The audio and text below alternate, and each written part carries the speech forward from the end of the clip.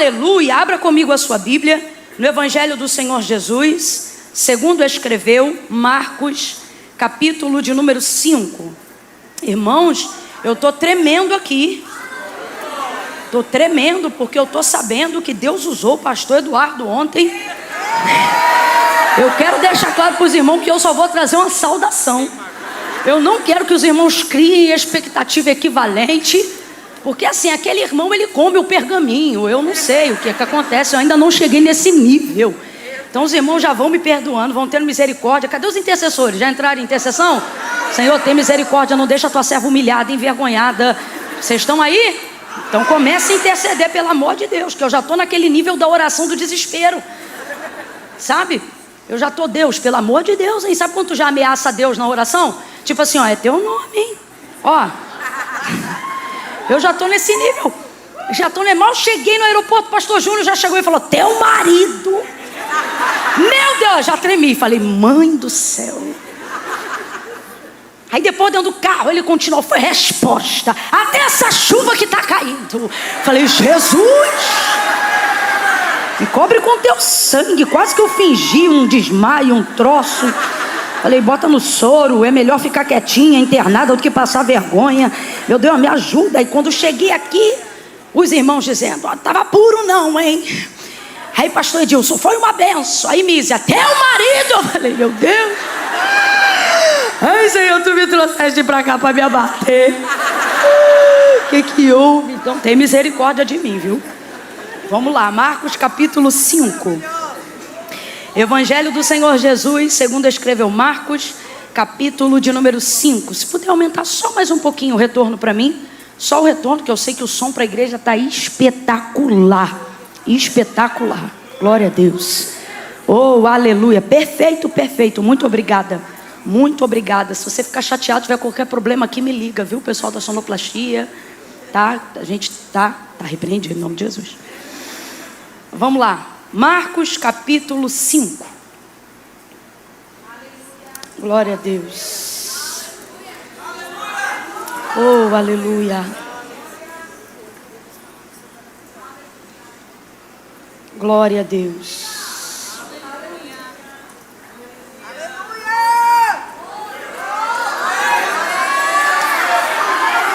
Versículo 25 em diante. Certa mulher que havia 12 anos que tinha uma hemorragia, que já havia padecido muito à mão de vários médicos e despendido tudo o que tinha, sem contudo nada aproveitar, pelo contrário, indo a pior.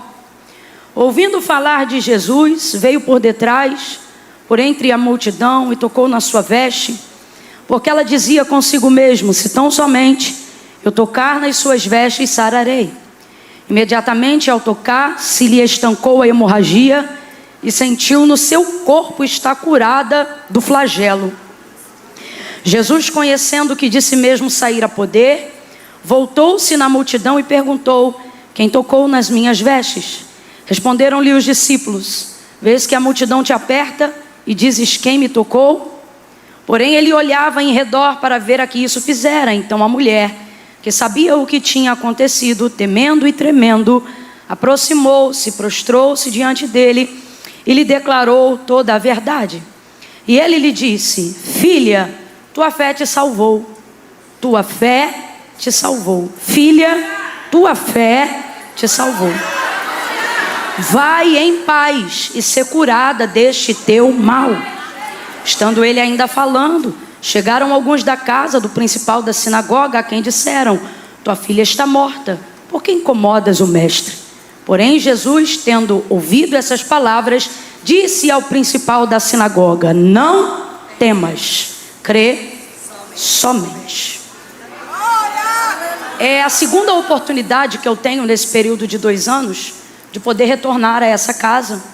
E eu me lembro que na última ocasião eu pude falar bastante sobre Jairo, mas o Senhor ele me deu uma nova perspectiva dentro desse mesmo texto, e hoje o coração se inclinou pelo Espírito Santo para que nós possamos caminhar nessa direção.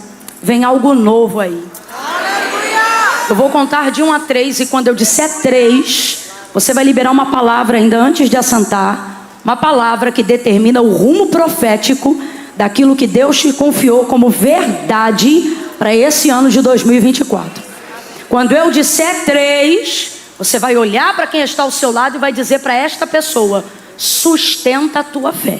Meu Deus! Só isso que você vai dizer. Sustenta a tua fé. Ah, Camila, mas a minha fé não é tão grande. Não importa. Tudo que está para acontecer depende da fé que você aguenta sustentar agora. Tá bom? Então, quando eu disser 3, você vai dizer para quem está ao seu lado. Mas diz daquele jeito. Sabe assim, quando você compra uma coisa que você pensa que não vai dar conta de pagar e tu tem que dobrar o plantão, mas tu paga? É tipo isso, o Senhor está dizendo, sustenta. Sabe quando a gente era criança que botava um pouquinho mais de comida no prato e percebia que não ia aguentar, mas tinha uma mãe, um pai um pouco mais rígido na área da educação, que não aceitava desperdício, principalmente se a família fosse mais pobre.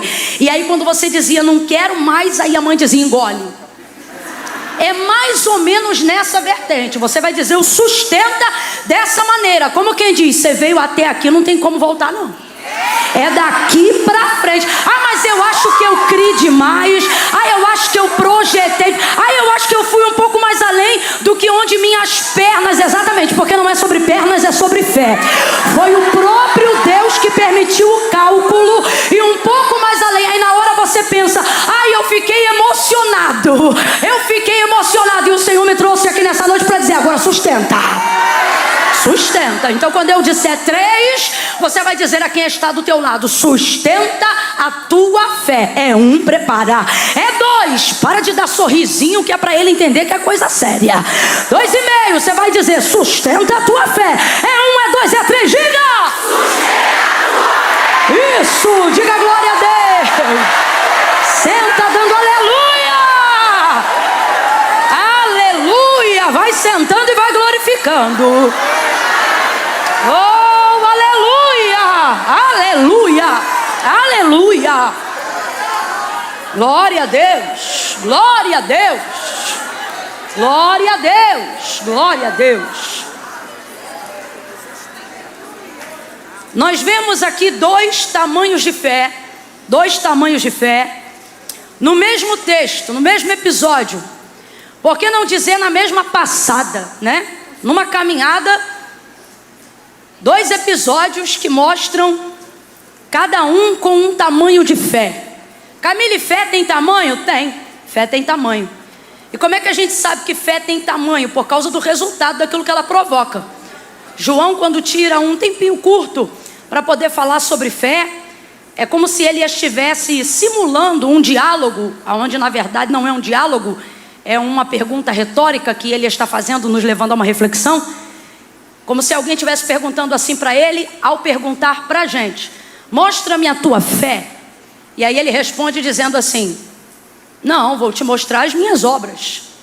E aí vendo as minhas obras, você vai ver o tamanho da minha fé. Ou seja, fé, ela tem dimensões. E a comprovação disso está no resultado daquilo que ela é capaz de provocar de acordo com a sua dimensão. Por isso que de vez em quando algumas coisas Jesus fazia e ele dizia, seja conforme a sua fé. Ou seja, não é conforme eu pedi, não é conforme eu determinei, mas é conforme o plano que você estabeleceu, porque você creu, porque você projetou, porque você veio até aqui. E aí tem até um pouco a ver com aquilo que nós dissemos lá no início, sobre o homem fazer planos e o selo vir da parte de Deus. Por isso que o homem de Deus, a mulher de Deus, ele faz planos e ele consagra isso ao Senhor, para que o Senhor possa confirmar. Não é para o Senhor execrar, não é para o Senhor rasgar o papel, é para ele selar, confirmar, acrescentar nos planos que já foram feitos. Então nesse texto, nós temos basicamente 2 tipos de fé, 2 tamanhos de fé e 2 resultados diferentes. Aparentemente, a fé da mulher do fluxo de sangue é sem dúvida, incontestavelmente, uma das maiores fés apresentadas no Novo Testamento. Por quê? Porque ela inaugura um método novo, algo que ninguém ainda antes dela havia realizado. Havia um testemunho de Jesus. Qual era o testemunho? O que as pessoas ouviam falar sobre Jesus? Elas ouviam dizer que a todos quanto ele tocava, estes eram curados. Então esse era o testemunho de Jesus. A fé vem pelo quê, gente? A fé vem pelo ouvir, e o ouvir da palavra de Deus. Então Jesus é o verbo vivo e a palavra que se dizia sobre ele, o testemunho que se dava dele e que edificava a mulher do fluxo de sangue, que há 12 anos jazia numa hemorragia terrível que trazia sua vida à decadência, não só financeira, mas social, emocional, enfim, uma série de coisas ruins que estão acontecendo ao longo dos anos através da vida, ou melhor, na vida daquela mulher, por causa da hemorragia que ela tinha. Essa mulher vai vir ouvindo falar de Jesus. Isso aqui é uma coisa tão simples, né?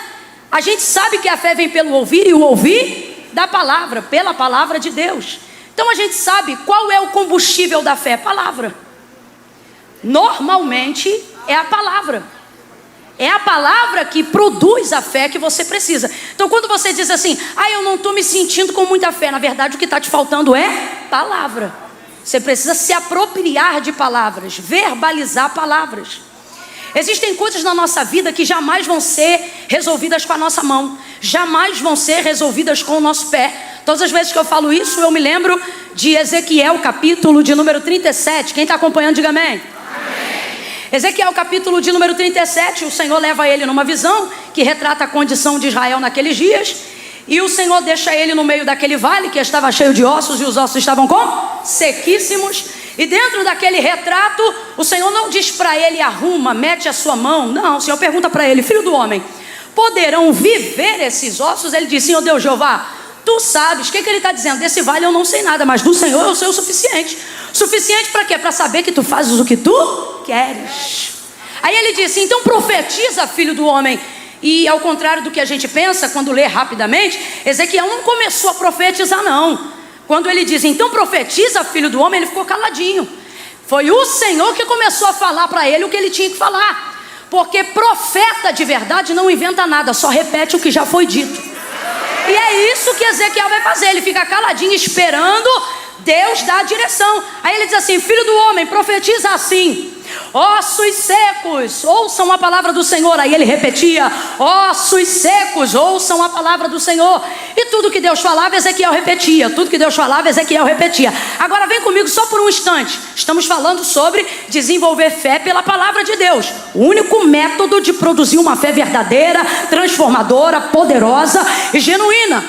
Agora, veja, se ele está num vale, não é num oásis, é num vale. Num vale, ou seja, escuro, porque o vale é profundo, né? Ele não está cercado de árvores. O texto diz que ele está cercado de ossos. Imagina, crânio para um lado, fêmur para o outro. É uma visão terrível. Se a gente for produzir ou imaginar o tipo de sentimento que aquela visão está provocando em Ezequiel, a única coisa que a gente vai poder visualizar é a sensação de medo. Eu não vejo aqui um ímpeto profético. Não, o cara foi pego a frio numa visão. Tanto é que o texto é claro, me pegou e me tomou. Ou seja, eu não fui porque quis. Quando eu vi, eu estava lá. O texto diz assim, e me deixou lá. Daqui a pouco ele se viu, abre aspas, presencialmente sozinho. Porque primeiro ele vê uma mão que pega ele, mas depois a mão que pegou ele, leva ele e deixa ele lá, não está mais com ele lá. O que prova para nós uma outra coisa, e tem tudo a ver com fé desenvolvida pela palavra. A questão presencial não é o mais importante para desenvolver uma fé genuína. Pelo contrário, às vezes, Deus demonstra uma aparente ausência física de mover para que a fé genuína possa aparecer. Como assim, Camila? Enquanto você vê mão de Deus te movendo, você não exercita a fé da mesma maneira. É quando o mover da mão de Deus se ausenta que você começa a ficar atento de verdade ao que ele está falando. Agora veja, o que levantou os ossos no meio do vale foi a mão de Deus? Não, foi a capacidade que Ezequiel tinha de ouvir aquilo que Deus estava falando. Então, de vez em quando pode te faltar a mão que move aonde você gostaria. Agora, nada disso impede a realização do milagre. Por quê? Porque não é sobre mão, não é sobre pernas, é sobre ouvir a voz que fala com você. É sobre a palavra. Completa aí para mim, por favor. É sobre Então ele não está vendo mais a mão que o tomou. Ele está cercado de um vale. num vale cheio de ossos, certamente sentindo a princípio um pouco de medo, mas o texto diz que ele segue repetindo aquilo que Deus está falando. Ele segue profetizando. O que ele está sentindo enquanto ele profetiza? Eu não consigo imaginar que ele esteja sentindo muita coisa além de medo, mas ele segue profetizando aquilo que Deus está falando. Eu imagino que tudo continua escuro como estava antes, mas ele continua profetizando. Não há nada que aqueça a alma dele naquele momento, mas ele continua profetizando. E nas primeiras palavras proféticas não há mover algum no vale. Ele está profetizando é no eco, está profetizando é na voz, está profetizando é na solidão mesmo. O texto diz que demora um pouquinho. Não é que o texto diz que demora, mas se você analisar, você vai ver que primeiro ele profetiza de 3 a 4 coisas, para só lá pela quinta, quando Deus diz assim para ele, ó, diga-lhe assim, filho do homem, porque parece que nada acontecia. Aí Deus vai dizer assim, diga-lhe assim, filho do homem, vento dos 4 cantos sopra sobre este vale. E aí ele dizia, vento dos 4 cantos sopra sobre este vale. E enquanto ele repetia isso, aí o texto diz que começou a ouvir um barulho. Então veja como desenvolvimento de fé não tem associação alguma com sentimento, mas com a capacidade que você tem de reproduzir repetidamente uma palavra que você recebeu, mesmo quando aparentemente toda a realidade parece paralisada diante do que você está profetizando. É exatamente isso que está acontecendo no vale. Quem está entendendo, diga amém. Mas ele segue profetizando. É assim que nós desenvolvemos a fé. Você vê o marido ficando cada vez mais viciado, e quanto mais viciado ele fica, mais você repete, esse aí vai ser pastor, esse aí vai ser obreiro, esse aí vai ser um homem de Deus. E você vai vendo por um tempo a paralisia, o contraste entre a realidade e a fala. Mas o que é fé? Fé não é a capacidade que eu tenho de sentir, fé é a capacidade que eu tenho de profetizar o que eu sei, mesmo quando eu não estou sentindo nada. Se Ezequiel, imagino eu, fosse dar voz ao que ele sentia antes de haver um mover naquele vale, certamente ele daria voz ao seu medo. Nós somos muito rápidos em dar voz ao nosso medo, mas somos vagarosos em dar voz à nossa fé. Sentimos-nos constrangidos em falar do que ninguém acredita, em falar do que não combina com a realidade, em falar do que Deus falou sobre nós, em repetir o que Deus disse a nós. Ficamos com medo de sermos taxados de louco, ficamos com medo de parecer que aquilo que estamos falando não vai acontecer. Só que o compromisso daquilo que Deus entrega não é com quem recebe, é com Ele que promete. E aí a gente acaba não verbalizando aquilo que Deus falou. Mas Ezequiel verbaliza. Eu tenho para mim que quando ele viu cada osso se juntar ao seu osso, o medo que estava antes ficou até maior. Porque quando Deus começa a mover e você percebe aonde você está, às vezes quando o milagre começa, o medo aumenta. Só que o texto diz que ele continuava profetizando. Agora vamos supor que Deus tivesse feito isso de uma outra maneira. Só por um instante, acompanhe o raciocínio. Imagine que Deus tivesse pego o mapa do esqueleto humano e tivesse dado a Ezequiel.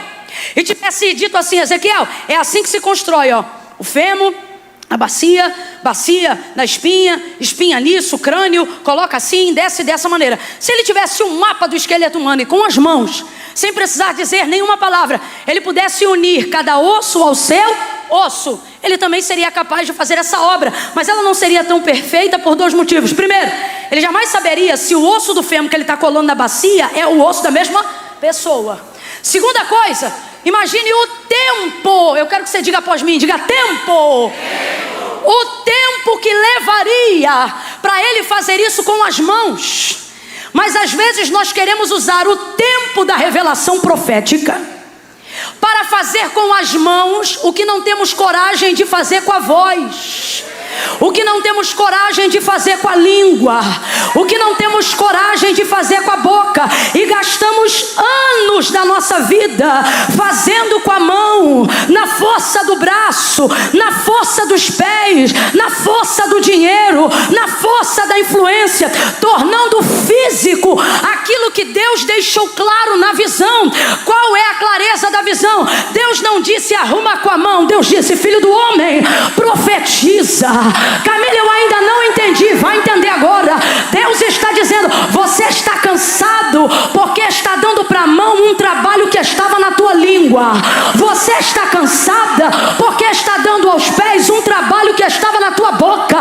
Camila, eu ainda não entendi, vai entender. Deus está dizendo, o lugar que eu te coloquei agora não se faz obra com a mão, é com a boca. Abre a tua boca e profetiza. Ezequiel profetizava, ele dava voz ao que Deus falava. Agora eu te pergunto, se é Deus que está falando, por que quando Deus fala a Ezequiel, o vale não se arruma?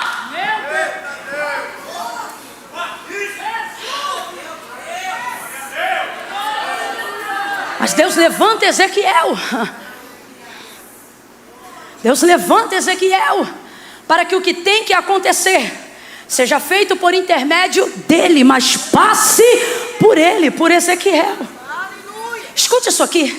Deus está dizendo para alguém aqui, sou perfeitamente capaz de fazer absolutamente tudo, por mais contraditório, contra a sua realidade que pareça, eu vou fazer o que eu falei. Agora, Senhor, se tu vais fazer, se tu és capaz, por que eu não estou vendo essa realidade da minha vida? Porque Deus está dizendo, não é porque eu vou fazer que significa que eu admita que vou fazer sem você.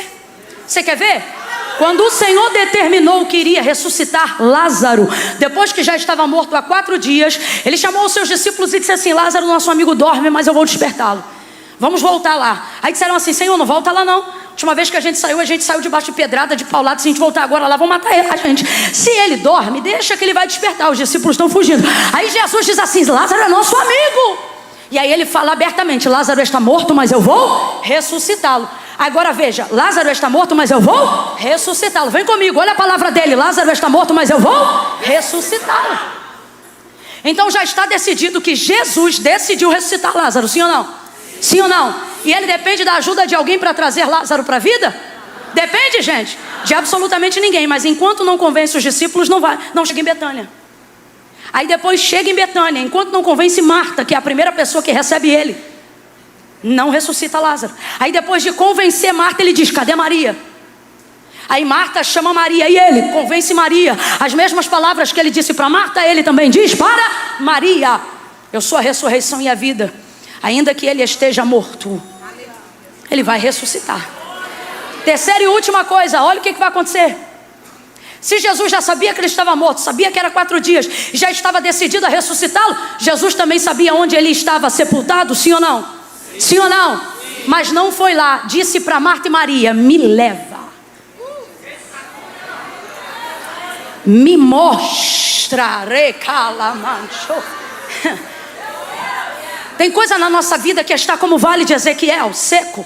Tem coisa na nossa vida que está como a morte de Lázaro, sendo comido de bicho, em estado de putrefação. E você diz, cadê a promessa? E o Senhor está dizendo, me leva lá. E o que o Senhor falou, Deus também dizia o que Ezequiel tinha que dizer, mas os ossos não se moviam à medida que Deus falava, se moviam à medida que Ezequiel profetizava. Deus trouxe pessoas aqui numa direção muito clara, e Ele está dizendo, 2024 você arruma com a boca, ressuscita com a boca, você levanta com a boca, vai ensinar com a boca, vai acalentar com a boca, vai consolar com a boca, vai curar com a boca.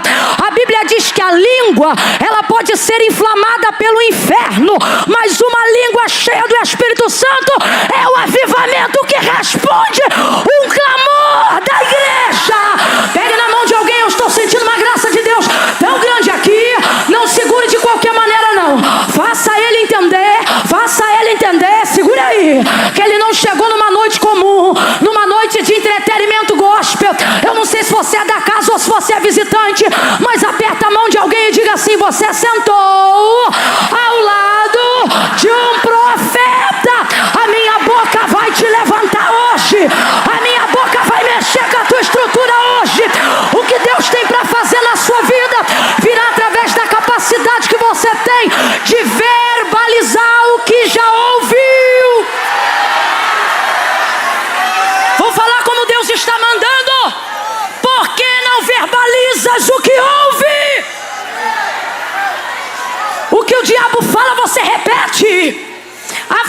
que te contaram você repassa, mas a profecia que você ouviu você vive calado. Remaia canchobria sai, telebe de ramaia súria. Quando está triste, fala que está triste. Quando está com medo, fala que está com medo. Mas por que não anda naquela casa liberando a palavra? Por que não entra nesse ônibus e vai trabalhar liberando a palavra? Por que não entra em territórios geográficos que Deus já te deu, tomando posse na palavra? A mulher do fluxo de sangue tem um nível de fé, e ela mostra pra gente qual é a receita. Ela deixa claro pra gente qual é a receita. Ela desenvolveu essa fé, não foi do nada não. Olha pro teu irmão e diz, não é do nada não. Não é do nada não. O texto é claro. O texto é claro. Ó, 12 anos, hemorrágica, padecendo na mão de vários médicos, despendido tudo que tinha, sem aproveitar nada. Pelo contrário, indo a pior. Porém, ouvindo falar, sua boca reproduz aquilo que você dá crédito ao ouvir. Isso que sua boca tem que reproduzir. A pergunta é, por que estás dando crédito a palavras desgraçadas, reproduzindo maldições, ao invés de verbalizar e de liberar a palavra que Deus te entregou? Essa mulher ouvindo falar de Jesus, a fé que ela desenvolveu não foi do nada, foi uma fé baseada naquilo que ela... Eu sempre digo isso, melhore o que você ouve e você vai melhorar o que você fala.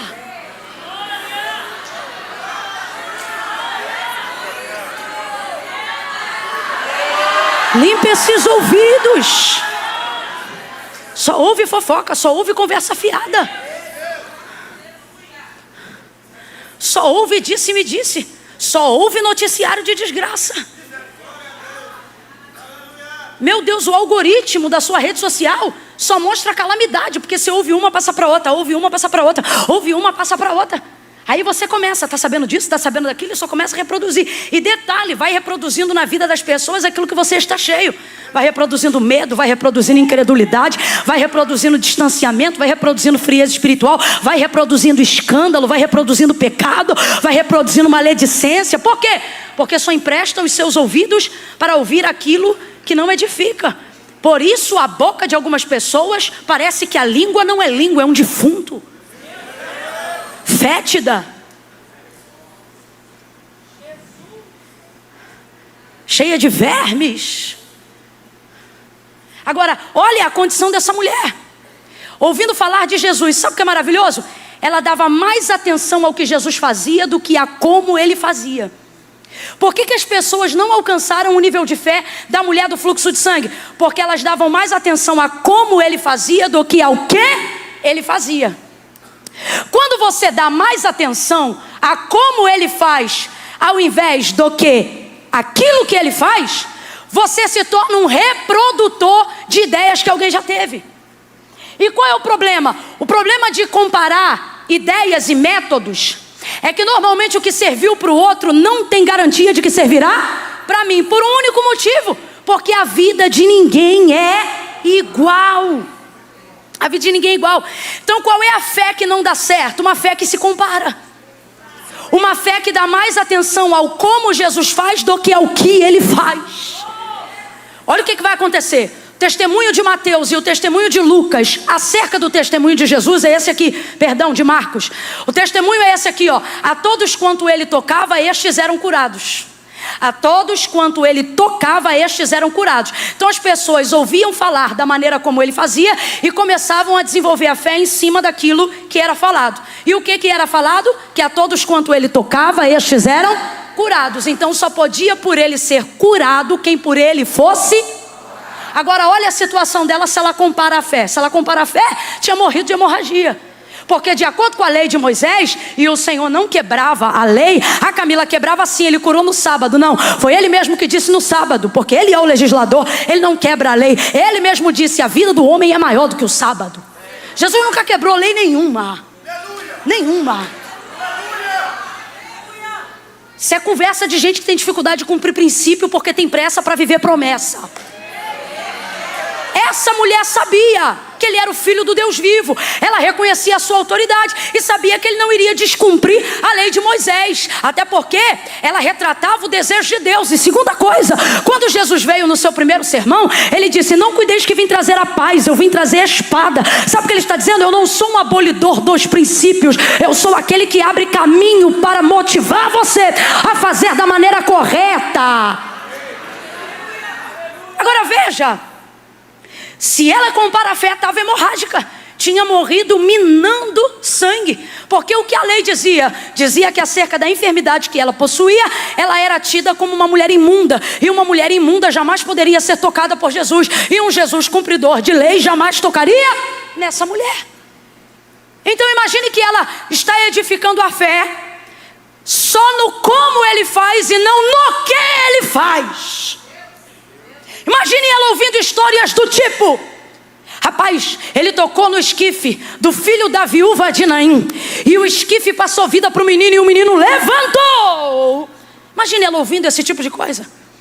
Imagine ela ouvindo que nas bodas de Caná da Galileia o vinho havia acabado e agora ele transformara a água em vinho. Imagine isso. Então ela está vendo que ele tem poder. Agora, se ela só se submete a dar atenção ao como e não ao que ele faz, do mesmo jeito que ela cria, ela desistia. Por isso que tem gente que do mesmo jeito que produz a fé, perde. Porque você vê o que faz e se anima, mas vê como ele fez e desanima. Por quê? Porque se compara. Porque diz: ah, mas também ela ora a beça. Ah, mas também ele jejua muito. Ah, mas também ela tem oportunidades que eu não tive. Ah, mas também ele teve portas pelas quais eu não passei. Então Jesus está dizendo: eu te animo no que eu faço, mas tu te desanimas quando ouve como eu faço. E por quê? Porque você se compara. Se ela fosse se comparar, olha o que ela tinha ouvido. Ouvindo dizer que Jesus vinha, ela edifica a fé dela. Por quê? Porque sabia que ele fazia milagres. Mas qual era o testemunho? Qual era o testemunho? Que a todos quanto ele tocava, estes eram curados. Imagine ela pensando: então eu nunca posso ser curada, porque por ele eu não posso ser tocada. Mas ao ouvir que ele vinha, entendendo que está diante de uma oportunidade, ela não vai verbalizar a comparação, ela vai verbalizar a realização. Jesus está dizendo: foca na realização que eu foco no método. Foca na realização que eu foco no como. Foca no final que eu crio a ponte no meio. Alguém está entendendo o que Jesus está falando aqui?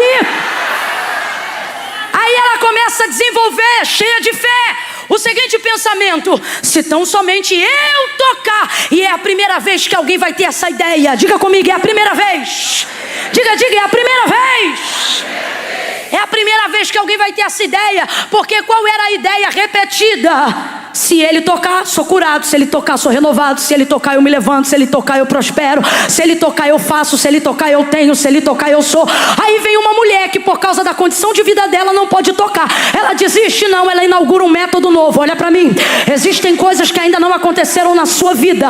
Não é porque ele está te castigando, é porque ele vai inaugurar métodos novos através dessa adversidade que você está passando. Existem coisas das quais você não consegue se livrar por mecanismos normais. Você faz palestras para ver como outros venceram, você faz curso para ver como outros romperam, e você não rompe. Faz, meu Deus, 1000 coisas para saber como outros prosperaram e não prospera, para saber como outros casaram e não casam. Aí você pensa: parece que Jesus está me castigando, e ele está dizendo: não, é que eu escolhi tua dificuldade para inaugurar uma coisa nova. Eu vou falar de novo essa palavra profética. Deus está dizendo: a tua vida é diferente, teu casamento é diferente, com você é diferente, porque através da tua vida eu vou inaugurar um método novo. Vou fazer de um jeito novo. Qual é o jeito novo dela? O jeito novo dela é: se tão somente eu tocar. Eu acho isso aqui fantástico, porque o que ela está dizendo é: se ele vai tocar, eu não sei, eu sei o que eu vou fazer. Você está liberado, olha para cá. Você está liberada. Para quê, Camila? Para fazer planos darem certo. Que planos? Planos que só envolvam sua força de vontade. Planos que envolvam o seu comprometimento. Camila, eu não entendi. O problema é que você terceiriza muita coisa. Tem coisa que ainda não inaugurou esse tempo novo na sua vida. E calabante, ó remácia. Porque você vive terceirizando ideias, trabalhos, profissionais, intercessões, campanhas. Quando chegar alguém que me ajude, quando chegar alguém que cante, quando chegar alguém que toque, quando chegar outro que consiga ficar na empresa no meu lugar, eu vou conseguir ir na ceia. Quando eu conseguir alguém que faça isso por mim, aquilo. Quando eu conseguir alguém que ganhe isso ou aquilo por mim. Quando eu conseguir um sócio, quando eu conseguir um parceiro, quando eu conseguir a liberação do empréstimo do governo, quando eu conseguir assim, quando eu conseguir assado. E o Senhor está dizendo, por isso teus planos naufragaram em 2023. Eles estão sempre associados a terceiros. Quando alguém abrir a porta, quando o outro entregar o seu número, quando alguém liberar o CNPJ, quando tua empresa emitir nota fiscal, quando você conseguir pagar o imposto, quando aquela menina aceitar seu convite, quando aquela esposa fizer o que você quer, quando o marido ficar do jeito que você pediu, você está sempre terceirizando. E eu vou falar como Deus está mandando, e teus planos seguem naufragando. E Deus está dizendo, sabe por quê? Tu sempre dizes, quando o outro fizer, quando o outro entrar, quando o outro der, quando o outro tomar. Deus está dizendo, nesse ano, diga, quando eu fizer, quando eu pisar, quando eu entrar, quando eu falar, quando eu assinar. Levante a tua mão aí agora. Levante a tua mão e diga, Deus. Isso aqui é para quem quer compromisso. Quem não quer, não repita. Diga, Deus, esse ano eu não vou esperar ninguém. Eu vou fazer com o que eu tenho, entrar com o que eu tenho, pagar com o que eu posso, orar com o que eu sei.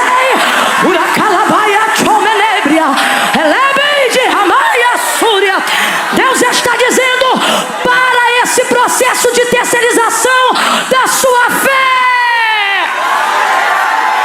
Vou gritar de 1 a 3 e você vai dizer para quem está do teu lado, para! É 1, é 2, é 3, grite! Você não gritou, 1, 2, 3, grite! Agora grite de volta e diga, parei! Parei! Parei! Será que você não percebe? Porque de um tempo para cá, solitude se tornou uma coisa indispensável no seu ministério.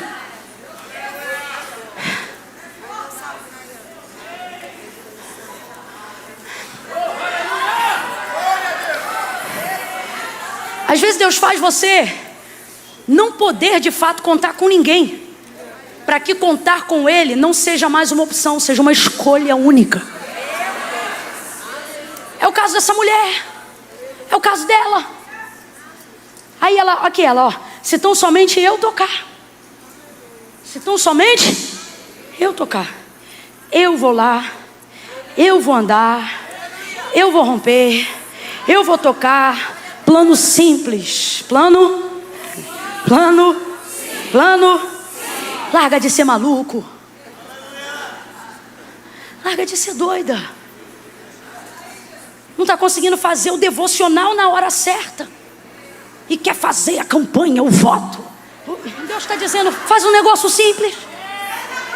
Mas faça.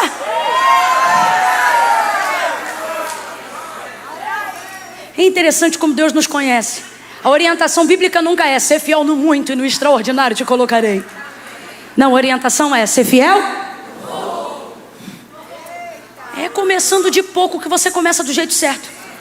Todo mundo já sabe que sucesso não está ligado a talento, está ligado a disciplina, está ligado a constância. Rapaz, essa mulher vai colocar um antes e depois no ministério de Cristo, no sentido de fazer as pessoas crerem através da fé, que não é só o que Ele faz, mas o como Ele faz é múltiplo. E ela vai conseguir fazer isso com um plano simples. Você tem dificuldade até de falar simples. É tão simples que você diz, será que isso vai funcionar? Camila, 15 minutos de oração todo dia no mesmo lugar, será que vai funcionar? Rapaz, 15 minutos de oração todo dia no mesmo lugar, 1 ano. Ixi, esquece, você vai voar. Você vai voar, meu filho. Deus está dando uma direção clara. Alguém chegou hoje aqui e falou, Deus, fala comigo. Aí você queria ouvir um manto do remanto, do profundo, do recôndito, do escondido. E Deus falou, faça um plano simples.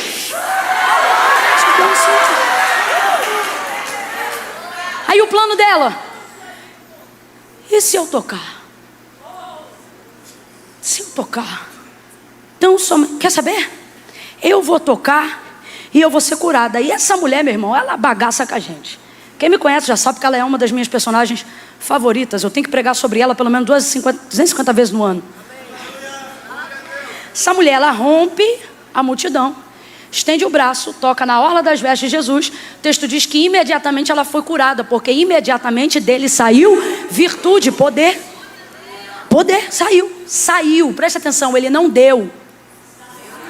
Que fé é essa? Que fé é essa que não pede? Que fé é essa que vai lá e toma? Não, meu Deus. Se a sua mente buga que nem a minha, olha para quem está do teu lado e pergunta: que fé é essa? Que fé é essa que não pede, minha irmã? Que fé é essa que vai lá e pega? Que fé é essa? Que fé é essa que faz uma mulher fraca, anêmica, ser a pessoa de maior autoridade no meio de uma multidão? Por quê? Porque ali está todo mundo esperando ser tocado. Ela vai lá e diz: vou pegar. Mano, ela pega e leva. Não, esquece. Esquece. Ela chega, toca, pega e leva. Rapaz, a coisa é tão forte que se Jesus não para e diz: alguém me tocou, ela ia embora e não tinha nem obrigada. Olha o texto. Pegou e levou, tá indo embora. Rapaz, ela tá indo embora. Pegou e levou, veio de um jeito, voltou de outro. Tá indo embora. É Jesus que para. Jesus para e diz: quem me tocou? Aí os discípulos: mestre, a multidão te aperta, tu dizes: quem me tocou? Aí ele diz: sim, porque de mim saiu. Rapaz, isso parece até assalto. Jesus andando, daqui a pouco ele sentiu que foi tirado dele, foi tomado. Para o trio. Para a caravana. E os discípulos vão embora. E Jairo, vem comigo.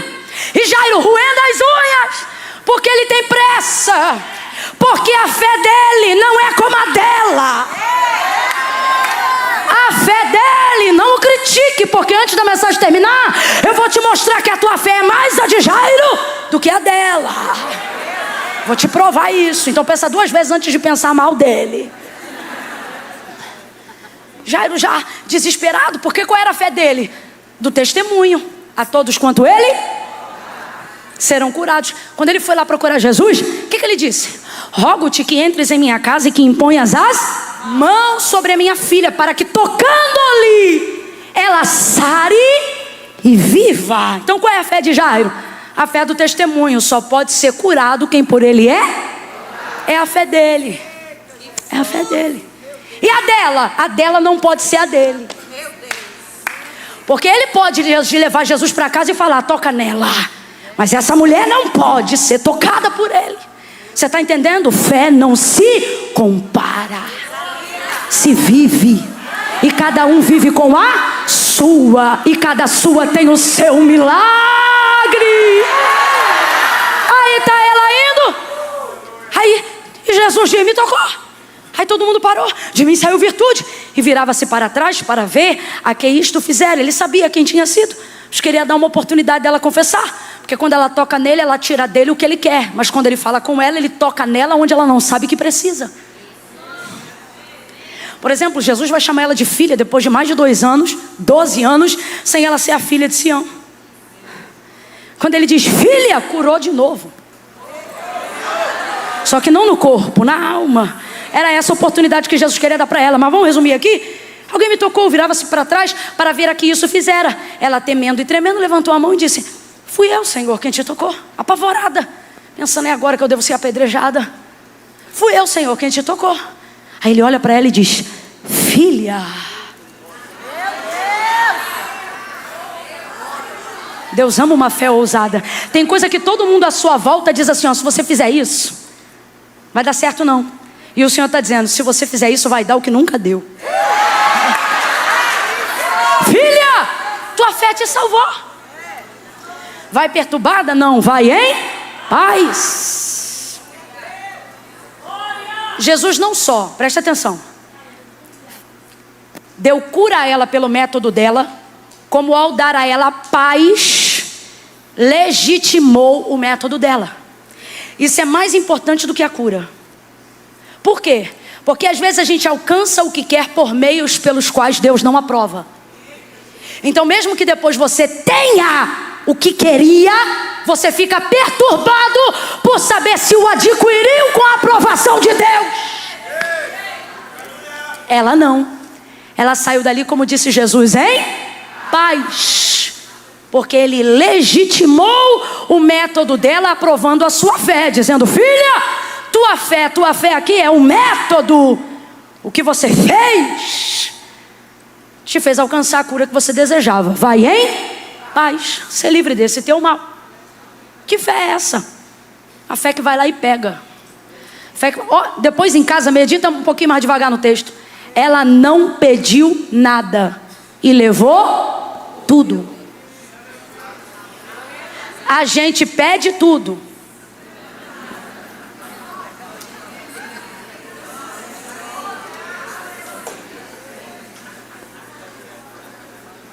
Por que que isso acontece?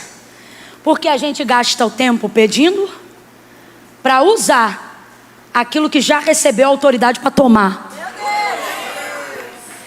E a gente finge que isso é humildade. A gente finge que isso é modéstia, quando na verdade isso é falsa fé. Eu vou te falar a verdade. Jesus está disposto a trabalhar numa incredulidade sincera, mas não vai gastar 15 minutos com uma fé falsa. Quando Tomé não estava na casa e Jesus apareceu depois da ressurreição, todos os discípulos, menos Tomé, estavam na casa, creram nele. Quando ele sumiu da casa após o episódio da ressurreição, Tomé entra na casa e os discípulos disseram: Tomé, Jesus esteve aqui, nós o vimos, nós falamos com ele. Que Tomé disse para eles? Vocês estão loucos. Eu não vou acreditar no que vocês estão falando. Se eu não vir, não tocar nos cravos, no lado aonde ele foi transpassado, eu não creio. O texto diz que depois Jesus volta novamente àquela mesma casa. E agora no momento em que Tomé está presente, se você for ler o texto, você vai ver que Jesus não dá nenhuma outra direção, senão apenas a Tomé, deixando claro que ele não voltou à casa para fazer nenhuma outra coisa, senão levantar a fé de Tomé diante da sua incredulidade. Por quê? Porque a incredulidade de Tomé era sincera. É bonito? Não, não é. Por isso Jesus entra e o adverte. Incredulidade não é bonito. É necessário que todo aquele que se aproxima de Deus creia que Ele existe e que Ele é galardoador daqueles que o buscam. Ele vai lá e trabalha na incredulidade de Tomé, repreende ela, edifica a fé dele. Tomé, bem-aventurado não é você que viu e creu. Ou seja, eu estou aqui para passar uma lição para o futuro e para te dar uma oportunidade. Bem-aventurados são aqueles que não viram, mas crerão neste testemunho. Mas veja, voltou lá na casa só por causa da incredulidade de Tomé, um discípulo amado. Porque Deus trabalha numa incredulidade sincera, o que Ele não suporta é uma fé falsa.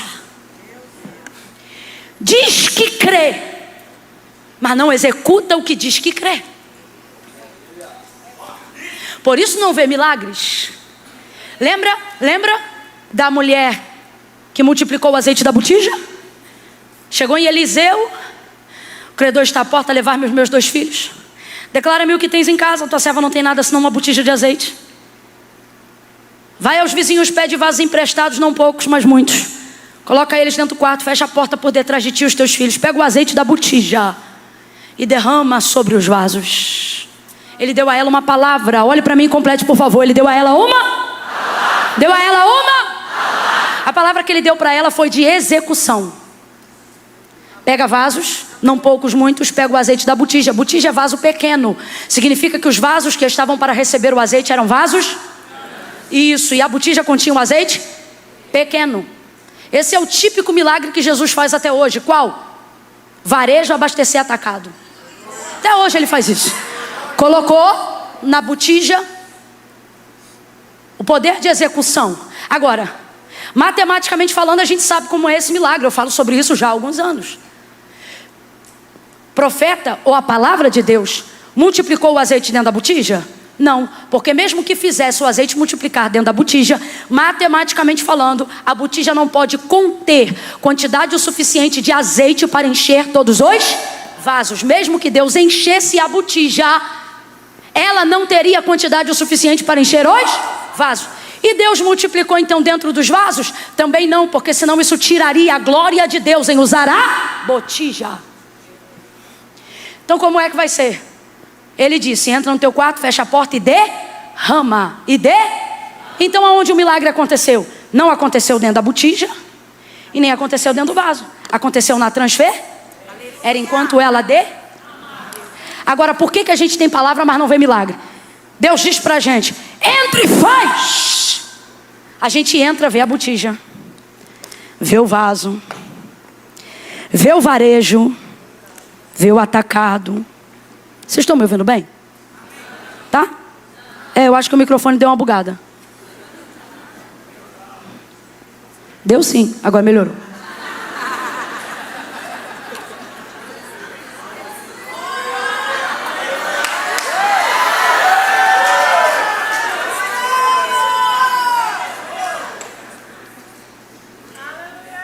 Quando a gente vê que a botija só tem um pouco, vê que o vaso é maior, a palavra é, vai lá e derrama.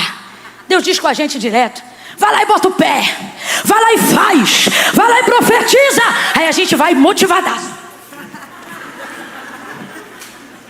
Aí vê os vasos, você não pode dar tempo, palavra profética tem que ser cumprida na hora. Eu aprendi aqui com esse pastor que obediência tardia é desobediência. Aí você chega no quarto, vê o vaso, vê a botija. Aí aqui o crente, o profeta, olha a mulher de Deus que está debaixo de uma palavra, olha o homem de Deus que recebeu uma direção. Ele vê a botija, vê o vaso, e vê os vasos, e vê a botija, e o credor. E ele começa, Senhor meu Deus e meu Pai, estou aqui na tua presença. Eu quero te entregar essa botija nas tuas mãos, porque eu creio que tu tem poder, meu Deus. Crê nada, mentiroso, incrédulo. Ele não disse entre e ora, ele não disse entre e faz campanha, ele não disse entre e marcha, ele não disse entre e fala em línguas, ele disse entre e derrama. Entra e deita o azeite da botija nos vasos. Deus está dizendo, recebeu palavra? Então não pede autorização, vai lá e executa. Vai lá e executa. Não espera sentir de fazer, faça independente de sentir. Vai lá e executa. Vai lá e executa. Eu estou sentindo uma graça de Deus tão grande. Deus está dizendo para alguém aqui, não é que eu demorei, eu não demorei. O que você me pediu eu já te dei, mas você só vai ver quando executar aquilo que eu já falei. Executa, derrama o que tiver que derramar, faz aquilo que tiver que fazer, meu filho. É o caso da mulher do fluxo de sangue. Ela foi lá e executou. Veio o tecladista, veio o baterista, veio o baixista, veio o guitarrista. Por quê? Porque Jairo precisa de ajuda. Jairo não é como ela. É pra vir mesmo, pode vir. Já não é como ela. Ela um plano simples e ela, bota o nome na história. Ela não pede, ela pega. Ai, que raiva. Que abusada, que cheia. Que crente.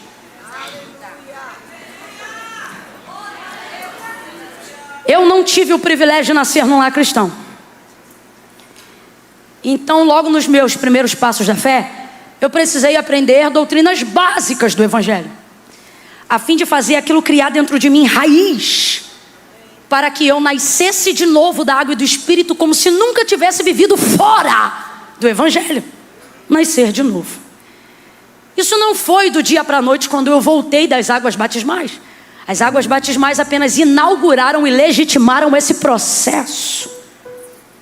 Eduardo, já diferente de mim, tem convicções das quais nesta minha época de iniciante, eu não tinha com o mesmo quilate, porque eu fui ensinada por um tempo naquilo que ele foi gerado desde o nascimento.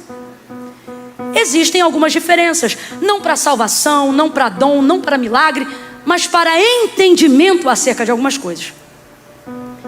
E eu me lembro que eu ainda precisava, nos primeiros passos da fé, me convencer de coisas e criar métodos para me convencer de coisas que eu só tinha conhecido depois de um tempo no Evangelho. Eduardo, não. Me lembro que quando cheguei na igreja, já ouvia totalmente convicto de coisas que eu ainda estava me convencendo. Escute isso. De modo que um dia eu estava dirigindo a consagração da igreja, e todos os sábados de manhã a gente fazia uma consagração de poder, e muitas curas e coisas tremendas aconteciam, e demônios se manifestavam às vezes naquele lugar. E um dia, uma senhorinha para lá dos seus 70 anos de idade manifestou uma possessão absurda. E fui eu e mais 3 irmãs. Eu não consegui sozinha, a irmã que veio comigo não conseguiu, a outra que veio não conseguiu, juntamos as 4 juntas. Ela estava com uma força descomunal, demoníaca, e eu não conseguia. E eu fiquei ali por base de quase uns 5 minutos tentando, e não acontecia nada. E aquilo já bugou a minha mente e abalou minhas convicções, que ainda estavam sendo formadas. Por que não sai se eu estou em jejum? Por que não sai se eu tenho poder? Por que não sai se eu estou em consagração? Por que não sai se eu tenho santidade? Ali, sem que eu percebesse, a dúvida já estava entrando. Sim ou não? Nisso, tô eu naquela guerra que já passa dos 10 minutos, e aquele constrangimento na atmosfera da liturgia do culto, porque é constrangedor, traz embaraço.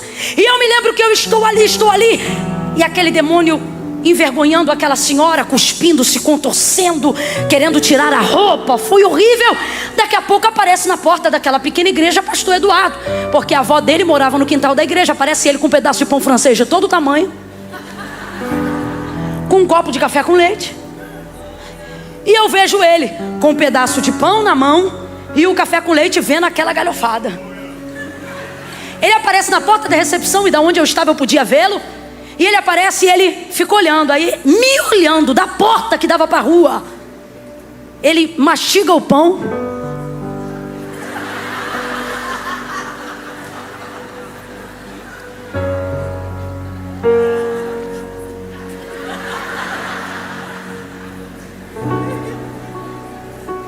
e aquilo já me irritando.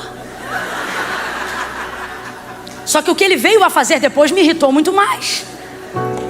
Ele pegou a mesinha que ficava na frente da recepção e colocou o pão, o café com leite. Nunca mais eu esqueço dessa cena. Entrou tirando o farelo da boca, botou a mão na cabeça dela, em pé como ele estava, e disse: sai! Irmãos, naquele dia eu não sei de quem eu senti mais raiva. Na hora, você sabe o que é na hora? A mulher voltou. Perguntei se ela queria entregar a vida para Cristo. Ela disse agora. Ele orou por ela. Como ele não frequentava, porque ele não estava naquele culto, ele se envolvia num outro trabalho, ele saiu do culto. Ele não ficou nem até o final da Ele voltou para a mesa da recepção.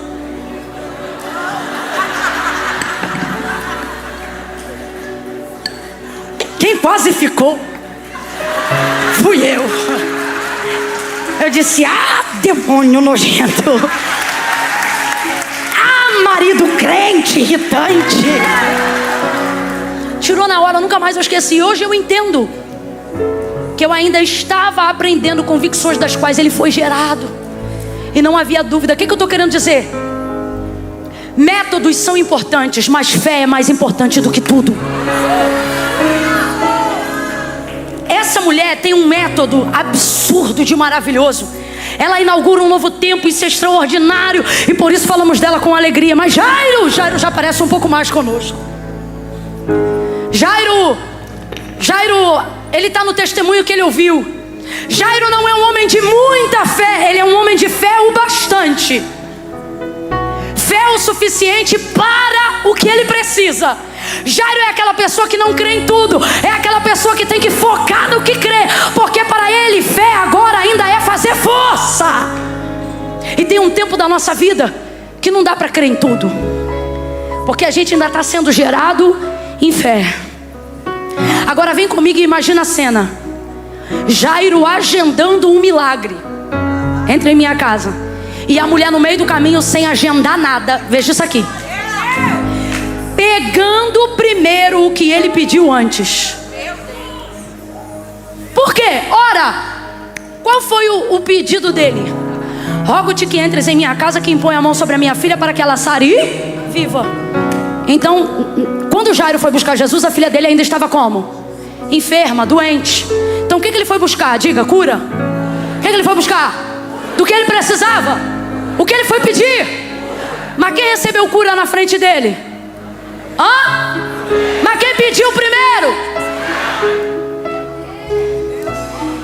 É complicado quando você vê pessoas que chegaram depois receberem na sua frente o que você pediu primeiro. Não é fácil não. Se a gente for falar a grosso modo, foi basicamente o que aconteceu.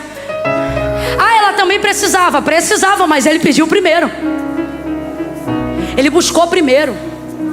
Ele desceu primeiro. Sim ou não, gente? Sim ou não, meu povo? Foca aí, foca. Sim. Aí agora, olha a situação dele. Ele precisa de um milagre emergencial. Ele tem que entrar na minha casa enquanto a garota está doente. Por quê? Porque eu não tenho fé para ressuscitar, eu só tenho fé para curar. Rogo-te que entre em minha casa, põe a mão sobre a minha filha para que ela sare e viva. Então ele tem fé para curar. Tem ou não tem? Tem ou não tem? Olha que coisa linda. Jesus fala para ele na hora, então vamos. Aí vai Jairo levando Jesus para a casa dele. Aqui já era para Jairo estar alegre, mas ele está tenso. Por que já era para ele estar alegre? Ora, o homem que resolve está indo para a casa dele. Se fosse época de WhatsApp, já era para ele ter mandado uma mensagem para a senhora dele, ter dito, mulher, fica tranquila, para de chorar que o homem está indo aí. Mas não, está tenso. Por quê? Porque na cabeça dele, o que ele precisa só vai acontecer quando Jesus tocar. Ele ainda não entendeu que a decisão de Jesus ir até lá já resolveu tudo. Você tem que entender que não é quando Deus faz uma coisa que Ele resolve, é quando Ele te dá a palavra dEle. Se Ele te der a palavra dEle, celebre. Se Ele te der a palavra dEle, você não precisa esperar fazer para ter culto de ações de graça. Faça culto em fevereiro. Faça ações de graça em fevereiro. E quando alguém perguntar, Ele já fez? Você vai dizer, não, mas já me deu garantia. Já me deu a palavra. A palavra dEle vale mais do que tudo. Quem tem a palavra tem garantia. Completa para mim como se fosse um grito de guerra. Quem tem palavra tem garantia. Quem tem palavra? Quem tem palavra? Quem tem palavra? É garantido. Você anda como se não tivesse garantia. Você está de brincadeira comigo? Tu acha que foi chamar o Zé Pipoqueiro? A Maria do Cachorro Quente? A Camila Barros? Não, meu irmão, você foi chamar a garantia. Quando ele estava aqui na terra, ele dizia assim, em verdade vos digo. Isso não é bordão de pregador não, isso é verdade. Ele está querendo dizer, a verdade que eu digo é a verdade que eu sou, porque eu e a verdade somos uma coisa só. Então para Jesus uma coisa está feita não quando você vê Ele fazer, mas quando Ele te deu a palavra dEle. Considere feito. Mas Jairo volta como? Tenso, porque ele ainda não entendeu que a palavra de Jesus e a obra dEle é uma coisa só.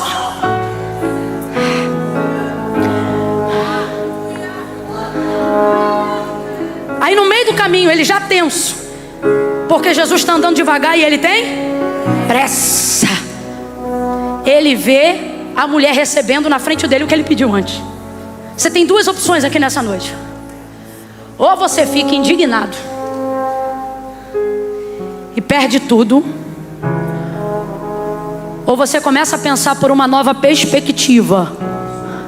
Quando você vê pessoas que chegaram depois de você receberem primeiro coisas que você pediu antes delas, não fique com inveja. Entenda, se Deus está permitindo isso no seu caminho, é porque Ele quer desenvolver em você um nível de fé para fazer na sua casa algo maior.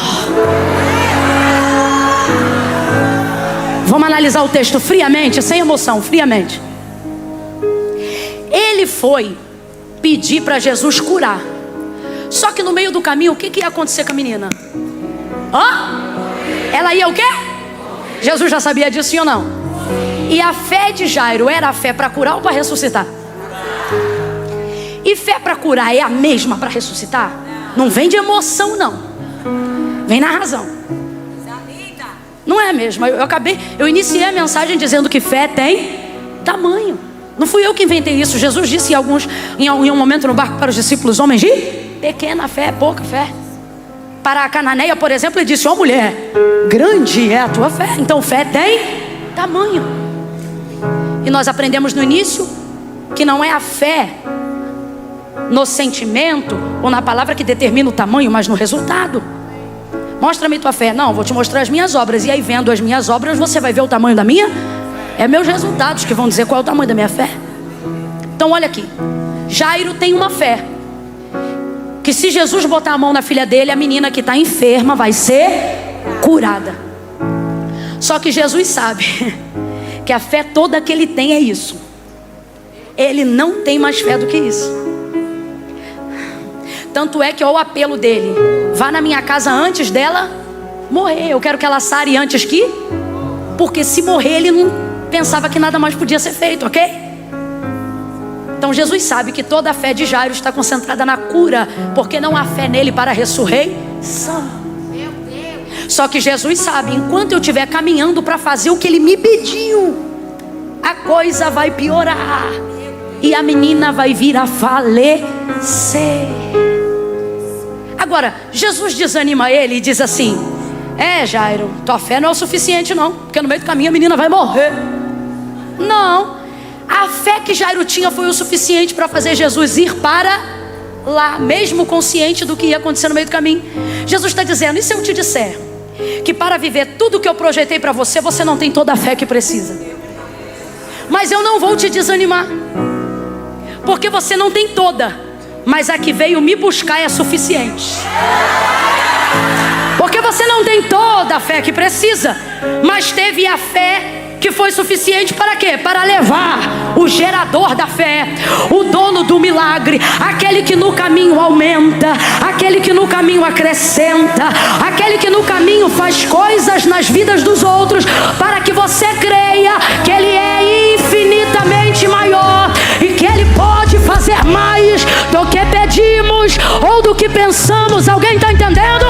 As coisas que Deus está permitindo de ruim acontecerem no caminho, ou de bom na vida de outras pessoas acontecerem, não é para te destruir, é para dizer: nesse caminho eu te acrescento, porque o que eu escolhi fazer na sua casa é maior do que o que você me pediu para fazer.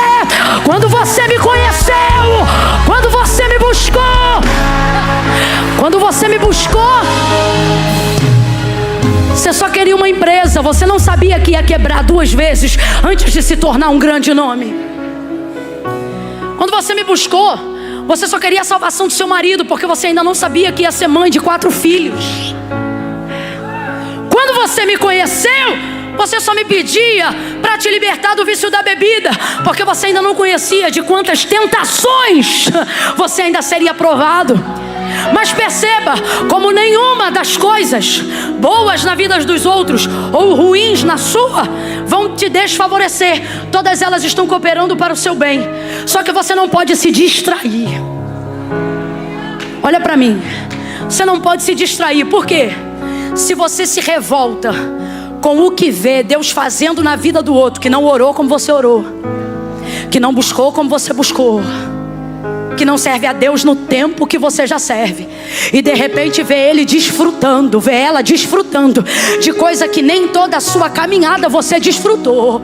Se você se distrair e começar a pensar que Deus não está tanto com você quanto você imaginava, se você se distrair e pensar que as suas orações estão sendo depositadas em qualquer lugar de canto e não no céu, se você começar a deixar a inveja enredar seu coração, se você, ao invés de ser edificado na palavra, começar a comparar fé por foto de Instagram, sua energia será minada, sua incredulidade será aumentada, sua fé será roubada. Mas se você vê o que Jesus está fazendo na vida dos outros, e ao invés de dizer não creio, dizer se Ele está permitindo eu ver porque Ele quer acrescentar alguma coisa a mais em mim. Oh, eu estou sentindo um temor de Deus tão grande aqui. Deus está dizendo: eu vou eliminar essa revolta do teu interior nesse mês de fevereiro.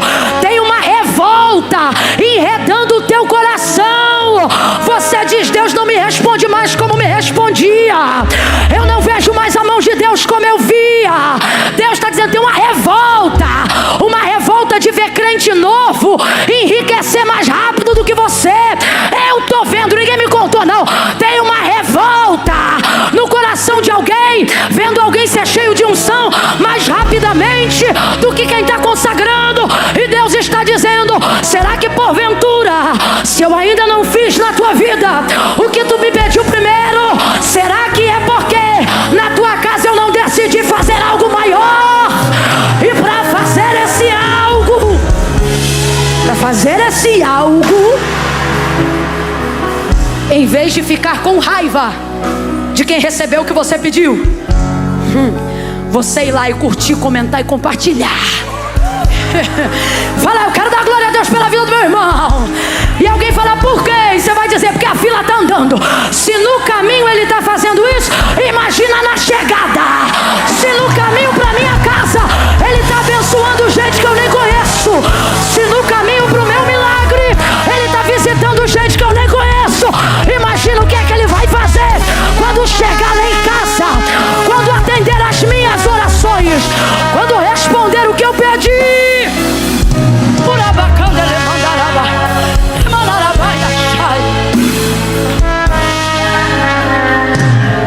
Olha para o teu irmão e diz: estou orando, estou pedindo, e é para minha casa que eu chamei. Fala assim, ó: a multidão apertou ele no caminho da minha casa. A mulher do fluxo conheceu ele no caminho do meu endereço. Olha para quem está do teu lado e diz assim: você pode ficar com raiva, ou você pode dizer: sou uma bênção. Eu sou uma bênção antes do milagre. Eu sou uma bênção antes do resultado. Eu sou uma bênção. Eu sou uma bênção. Através da minha vida, através do que eu pedi, através do que eu orei, através da minha intercessão, através da minha pouca fé, outras pessoas vão alcançar aquilo que eu pedi. Eu sou uma bênção, sou uma bênção. Eu sou uma bênção, sou uma bênção. Não sou invejoso, sou uma bênção.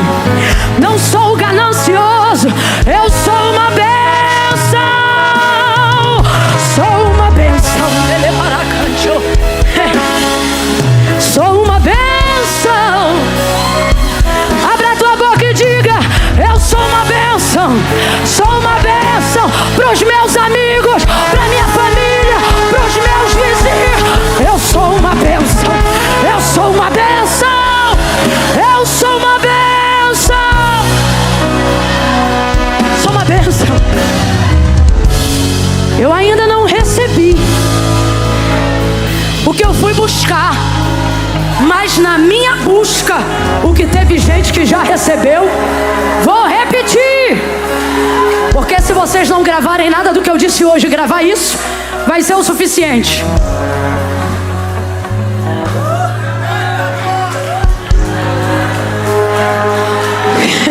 Ouça-me, por favor. Se eu ainda não recebi o que eu vim buscar, é verdade, às vezes O que eu vim buscar, eu ainda não recebi. Mas o que tem de gente que recebe enquanto eu estou buscando. O que tem de gente que é abençoado enquanto eu estou buscando. O que tem de gente que é favorecido só porque eu estou buscando. O que tem de gente que Deus alcança na minha casa só porque eu estou buscando. Eu estou buscando. É por isso que eu não vou parar de buscar. Porque enquanto eu busco, Jesus faz milagres na vida daqueles que me cercam. No caminho da minha busca, Ele cura, Ele salva. Não vou me distrair, eu não vou me invejar, eu não vou ser gananciosa. Eu sou uma bênção. Olha para o teu irmão e diz assim: eu sou uma bênção. Fala, eu sou uma bênção. Buscando. Olha para quem está do teu lado e diz: você buscando é uma bênção, mesmo quando ainda não recebeu o que pediu. Olha aqui para mim, eu vou encerrar. Eu tenho até para mim que Jesus olha assim, ó, para o endereço. Ele vê quantos passos ainda falta para chegar na tua realização. Só que Ele diz assim: vou caminhar bem devagar para lá. Porque enquanto ela busca, enquanto ele busca, e alguém diz assim: tua fé é pequena. É, mas é nessa pequena fé que Deus está abrindo muita porta. É com essa fé que alguém zomba que o tiro não saiu do revólver. É com essa fé que Deus está preservando a vida de gente que você ama lá no sudeste do país. É com essa fé que Deus está entrando lá na América agora e está dizendo para alguém que tem, para alguém que está lá dizendo: não volta, fui eu que te trouxe. Aí olha o que vai acontecer. Nesse momento, minha gente, que ele vê a mulher sendo abençoada, é na mesma hora, não é coincidência não. Isso é batalha, isso é batalha. É na mesma hora que vem o pessoal da casa dele. A Bíblia diz, sabe o quê? Que a vitória que vence o mundo é a nossa fé. Então olha para mim. O mundo, o sistema nunca vai cooperar com aquilo que derrota ele. O que derrota ele? Sua. Então ele nunca vai liberar palavras que geram o fracasso dele. O sistema vai unir tudo que ele pode para te desanimar definitivamente, para fazer chegar de uma vez só uma chuva de informações desanimadora. Enquanto ele vê a mulher sendo curada e Jesus abençoando, parando a caminhada, o pessoal chega da casa dele da mesma hora e diz assim: Jairo, não importune mais o mestre. Muita gente vai considerar a importunação sua adoração. Não é só com Jairo. Lembra da cananeia? Filho de Davi, tem compaixão de mim, que minha filha está miseravelmente endemoniada. Jesus não lhe respondia palavra alguma. Aí os discípulos diziam assim: despede-a, pois vem gritando. A mulher estava adorando. Só que por fazer isso alto, incomodava os discípulos. Você já percebeu como quem se incomoda com a sua busca normalmente não pode fazer nada por você? As pessoas que se incomodam com teu jejum, teu dízimo, tuas ofertas, teus votos, tua presença na casa de Deus. Ai, mas tá indo muito pro culto. Ai, mas tá... Normalmente elas não podem fazer nada por você. Chegaram para Jairo: por que tu importunas? Chega de incomodar. Rapaz, para você é um incômodo, porque talvez você veja em mim uma perseverança que não vem em você. Para você talvez seja um incômodo, porque talvez você veja em mim a coragem que você não vê em você. Para você o timbre da minha voz talvez seja irritante, talvez porque não haja em você a mesma efusão que há em mim. E eu te respeito, ok? Só não diga que o que representa para você é a mesma coisa que representa para Jesus. Porque para você é um incômodo, mas para Ele é a minha busca, para Ele é a minha devoção, para Ele é a minha fé. Não incomode mais o mestre. Eles diziam para Jairo: a menina já morreu. Aí Jairo ouve aquilo. Eu tenho para mim que o mundo dele caiu aquela hora, abalou todas as suas estruturas. Me lembro de Paulo escrevendo aos Coríntios: abatidos, mas não destruídos. Ele fica em silêncio. Quando tua boca não puder reproduzir a palavra que Deus te deu, feche ela. Se você não tiver naquele momento condições de profetizar, de liberar uma palavra que combina com o que Deus te disse, não precisa mentir, mas não diga na cálice. Cálice. Jairo não falou nada, mas Jesus falou. Cálice que eu falarei, cálice e eu te animarei. Diga para a sua desesperança que o dono da sua esperança não se ausentou. Eu tenho visto o que você tem visto e tenho ouvido o que tem te falado, mas eu estou aqui, eu estou aqui. Aí nessa hora você pensa assim: Camila, e o que Jesus disse a eles, aos homens que trouxeram as más notícias a Jairo? Para eles Jesus não disse, porque Jesus não fala com quem não busca. A palavra de Jesus é para quem... Talvez você está aqui, está dizendo: Jesus, visita lá fulana, fala com ela o que tu tem falado comigo.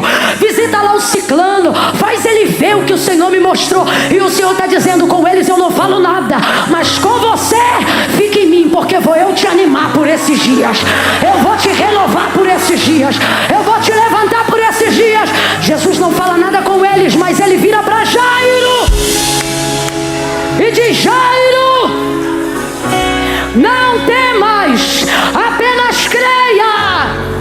O que ele está dizendo? Filho, não precisa ter a fé da ressurreição toda não. Só sustenta aquela que você trouxe quando me conheceu. Como quem diz assim, ó: segura essa que o resto eu faço.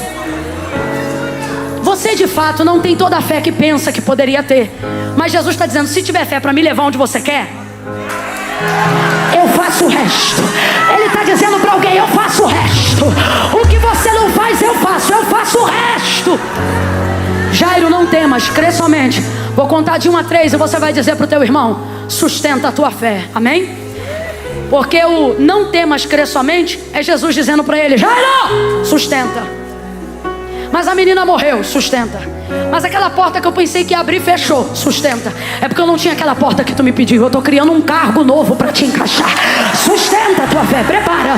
Vou contar de 1 a 3. No 3, quem já está de pé vai ajudar quem está sentado. Quando eu disser 3, tu vai: eita, esse povo é muito rápido. Quando eu disser 3, você vai olhar para quem está do teu lado e vai dizer: sustenta o que te trouxe. Sustenta o que te trouxe. Por que, Camila? Porque o que você não tem,